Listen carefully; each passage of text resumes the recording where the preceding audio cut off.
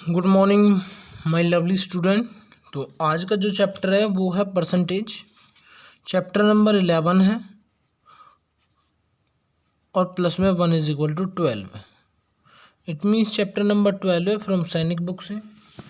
तो चैप्टर का सबसे पहले हम इंट्रोडक्शन देखते हैं। परसेंटेज, देखो भाई परसेंटेज होता क्या है। परसेंटेज का जो सिंबल होता है वो होता है ये। ओके, परसेंटेज क्या होता है भाई, हमारे पास दुनिया के अंदर या कोई भी क्वांटिटी होती है वो उसको 100 इक्वल पार्ट्स के अंदर डिवाइड करना और उसमें से सम पार्ट लेना, that is called that percentage. It means percentage क्या होता है, परसेंटेज एक होल क्वांटिटी होती है जो अपने आप के अंदर 100% के बराबर होती है। 100% इट मीन्स क्या है, वो 100 इक्वल पार्ट्स के बराबर होती है। जैसे मैंने बोला मेरे पास ना 5 रुपये हैं, तो 5 रुपये कितने के बराबर है, अपने आप के अंदर वो 100% के बराबर है। जैसे मैंने बोला भाई मेरे पास ये एक पेन है, तो ये पेन क्या है, कंप्लीटली अपने आप के अंदर 100% के बराबर है। जैसे आपके पास क्या है भाई 1000 रुपीज़ है, तो वो अपने आप के अंदर कितने परसेंटेज के बराबर है, वो 100% के बराबर है। अब जैसे हम बोलते हैं कि हमारी जो सैलरी है या हमारे पास जो पैसे थे पहले वो 50,000 रुपीज़ थे, अब उसके 50% और इंक्रीज़ हो गए। या आप बोले कि अब ना आपके पास ना 50% और एक्स्ट्रा आ गए हैं, तो इसका मीनिंग क्या है कि आपके पास कितना एक्स्ट्रा मनी आया है। तो सबसे पहले आपको इसका क्या निकालना पड़ेगा, 50%। तो देन जाके अब आपको पता चलेगा कि मेरे पास कितना अमाउंट एक्स्ट्रा आया है। तो जैसे एग्जांपल के लिए परसेंटेज हम नॉर्मली किस में भी यूज़ करते हैं, हम मार्क्स के अंदर भी यूज़ करते हैं। जैसे मैं एक ही सब्जेक्ट के मार्क्स ले रहा हूँ, ज़्यादा सब्जेक्ट के नहीं, कि इंग्लिश में ना आपके 100 मार्क्स का पेपर था। कितने मार्क्स का पेपर था, 100 मार्क्स का। इट मीन्स 100 मार्क्स कितने मार्क्स से बराबर हो गए, इंग्लिश के पेपर के लिए ओनली ऑन, तो वो 100% के बराबर हो गए। और किसी बच्चे के 70 नंबर आए, कितने नंबर आए, 70 मार्क्स, तो उसके कितने परसेंट नंबर आए, 70% मार्क्स आए। ओके, जैसे मान के चलो हम 2 सब्जेक्ट्स के अंदर ले लेते हैं, तो 2 सब्जेक्ट्स के अंदर भैया टोटल जो मार्क्स होगा इंग्लिश और प्लस में हिंदी। अब टोटल जो मार्क्स बनेगा वो तो बनेगा 200। अब 200 ही अपने आप के अंदर कितने परसेंटेज के बराबर होगा, 100% के बराबर होगा। अगर किसी बच्चे के नंबर 200 में से ओनली ऑन 100 नंबर आए, तो ये कितने परसेंटेज नंबर आए सर, 50% मार्क्स आए। ओके, अब भाई हाफ का तो हमको पता है भाई, 100 का हाफ 50 और 200 का हाफ ये। अगर किसी के ओनली ऑन 50 ही मार्क्स आते तो अब आप कितना परसेंटेज बता दें, 25%।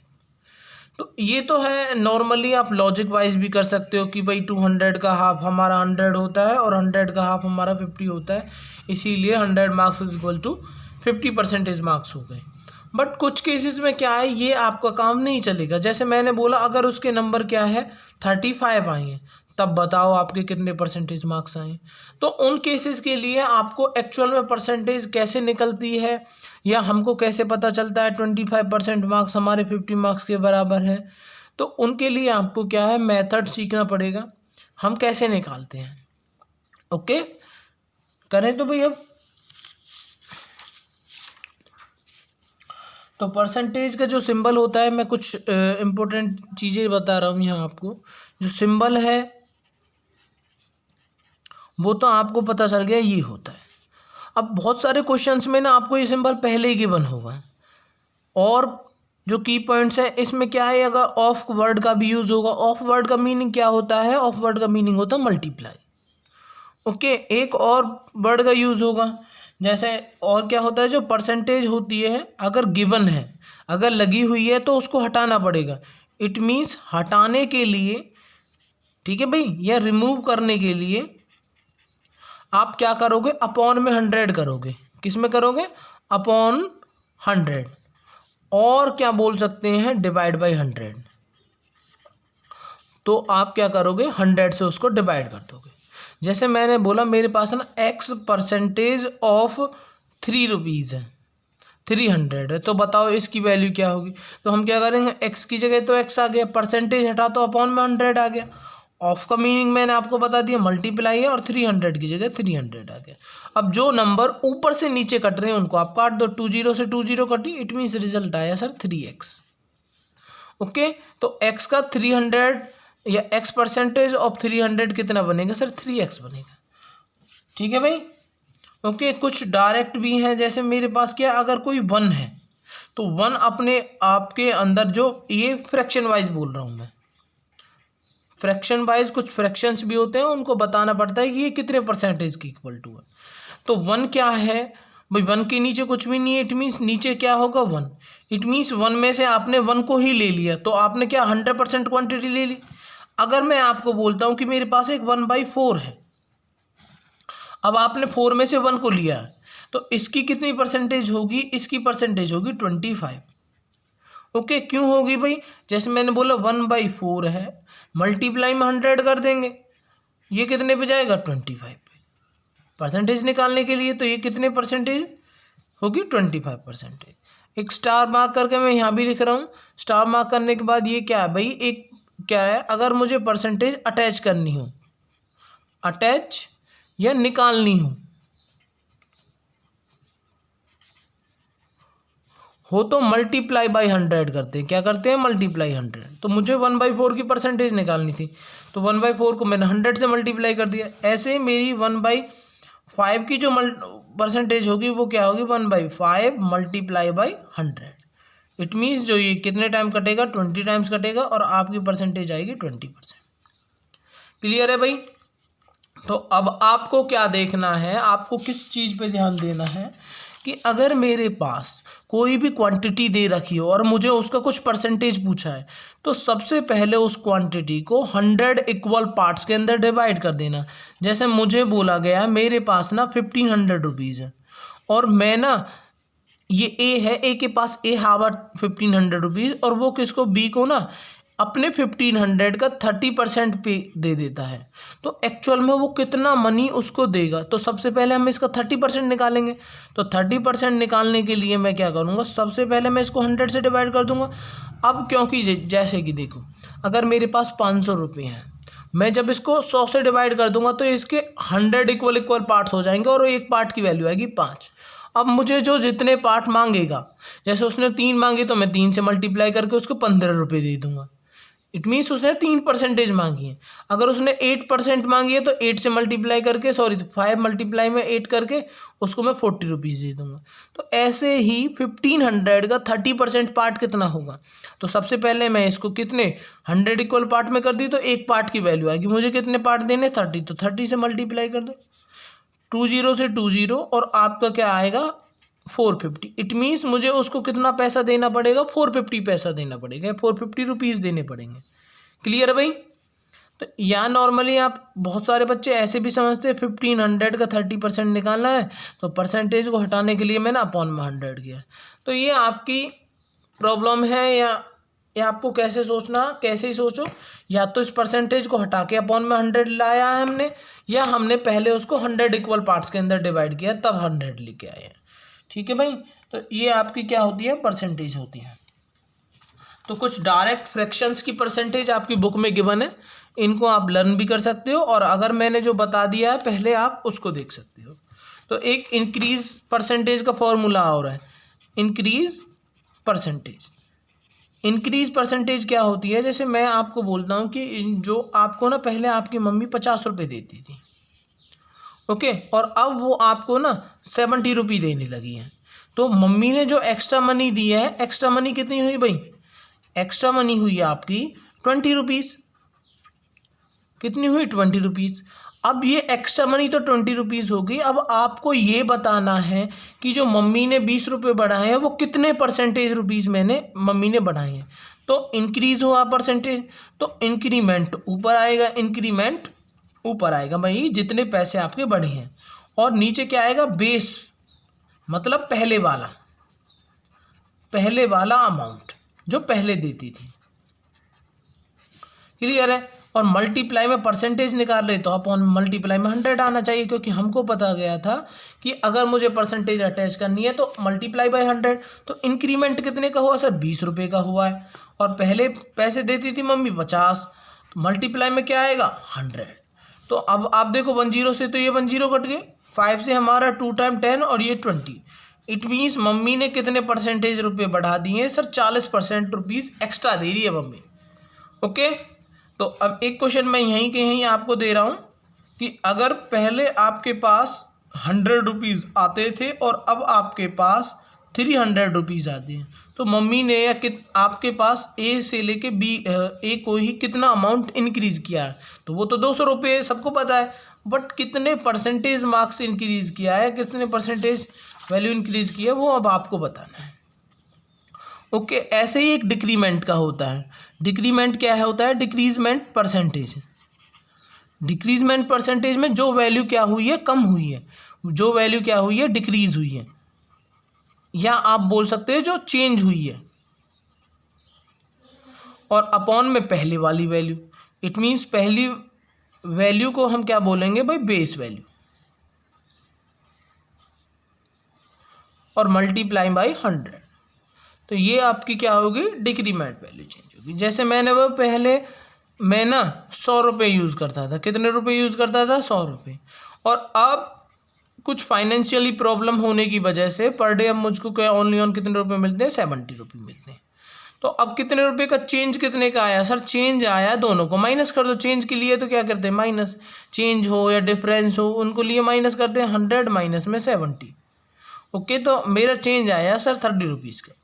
तो चेंज इट मीन्स अपॉन में पहले कितने मिलते थे? 100 मल्टीप्लाई में 100।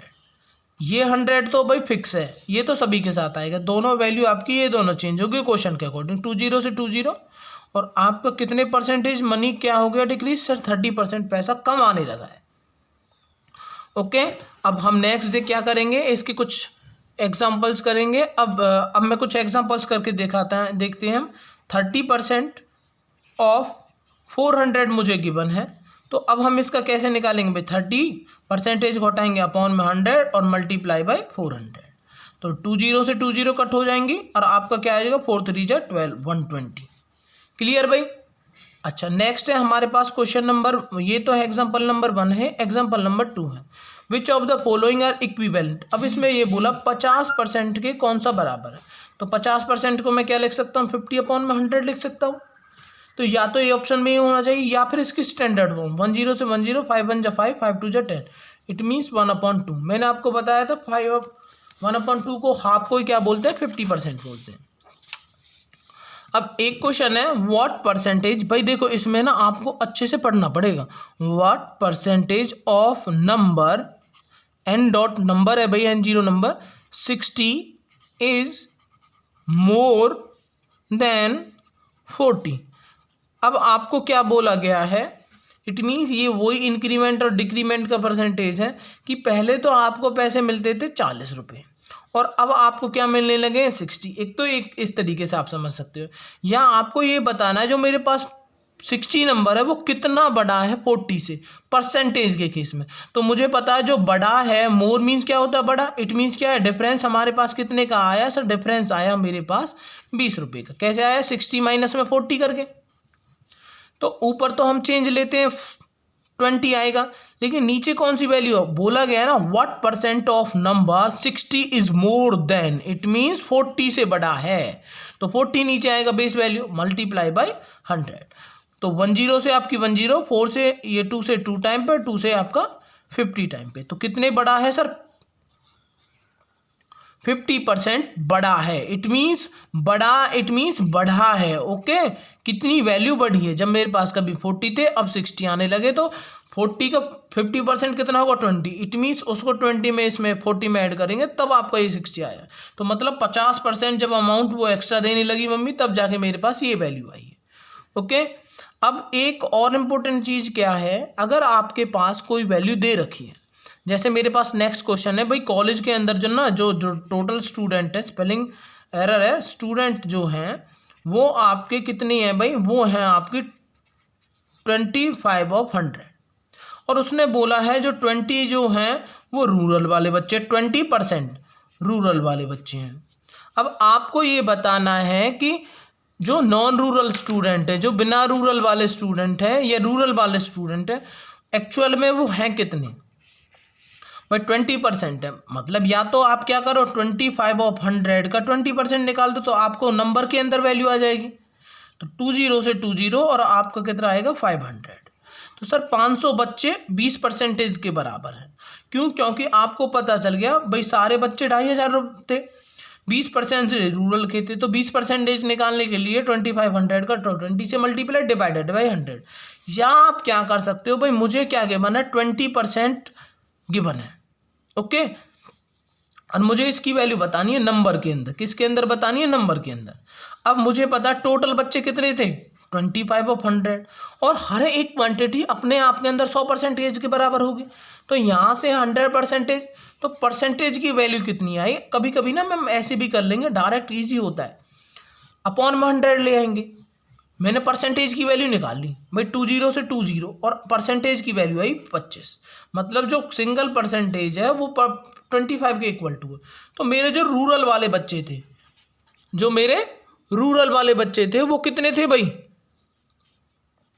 रूरल वाले बच्चे थे 20%, तो 20 मल्टीप्लाई में 25, इट मीन्स मेरे पास कितने बच्चे हैं एक्चुअल में? वो 500 है। अगर कोई वो ये बोलता नॉन रूरल वाले, भाई देखो 20% रूरल वाले हो गए, तो जो नॉन रूरल वाले होंगे वो कितने होंगे? 80%, क्योंकि टोटल परसेंट तो 100 होता है। तो 80 मल्टीप्लाई में 25, 2000 बच्चे नॉन रूरल वाले होंगे। क्लियर है भाई? अब नेक्स्ट क्वेश्चन है, अ सिनेमा हॉल है, उसके अंदर 75 फर्स्ट क्लास टिकट है। तो जो आपकी फर्स्ट क्लास की जो टिकट है, टिकट अब ये नंबर के अंदर दे रखा है, टिकट है भाई वो 75 है, ओके। अब विच इज 15%, जो ये 75 है ये 15% के बराबर है, विच इज 15%। इट मीन्स उसने क्या बोला गया, मेरे पास एक ये सिनेमा हॉल है और इसके अंदर ना 75 बच्चे बैठे हैं कहीं कॉर्नर में जाके। तो उसने बोला ये जो 75% बच्चे हैं वो 15% के एज के बराबर, सॉरी 75% जो स्टूडेंट है वो 15% एज के बराबर है। तो अब आपको क्या बताना है कि उसमें टोटल बच्चे कितने होंगे? तो टोटल तो भाई 100% होते हैं, टोटल तो अपने आप के अंदर 100% होते, तो मुझे 100% ईच की वैल्यू निकालनी है। तो सबसे पहले मैं क्या करता हूँ, 15% कितने के बराबर थे? 75 के। तो यहाँ से मैं परसेंटेज की वैल्यू निकाली, तो परसेंटेज की वैल्यू आई ये कितने पे गया? 5 पे। तो जो परसेंटेज की वैल्यू कितनी आई है? 5। और मेरे अब अगर टोटल जो होंगे तो वो अपने आप के अंदर 100% होंगे, तो 100 मल्टीप्लाई बाई 5, इट मीन्स आपका क्या आएगा? टोटल परसेंटेज आएगा 500। अब मैं आपसे पूछता हूँ कि जो आपकी ना एक क्लास है, क्या है? क्लास है, उसके अंदर जो गर्ल्स हैं, या जो गर्ल्स नहीं लेते हैं हम, चलो नॉर्मली क्या लेते हैं, मेरे पास ना 10% स्टूडेंट आज प्रेजेंट है, बट नंबर के अंदर जो स्टूडेंट है वो 70 है। तो आप ये बताओ अगर मेरे पास टोटल स्टूडेंट कितने होंगे? कमेंट बॉक्स में आंसर देना है। Thank you class, have a nice day.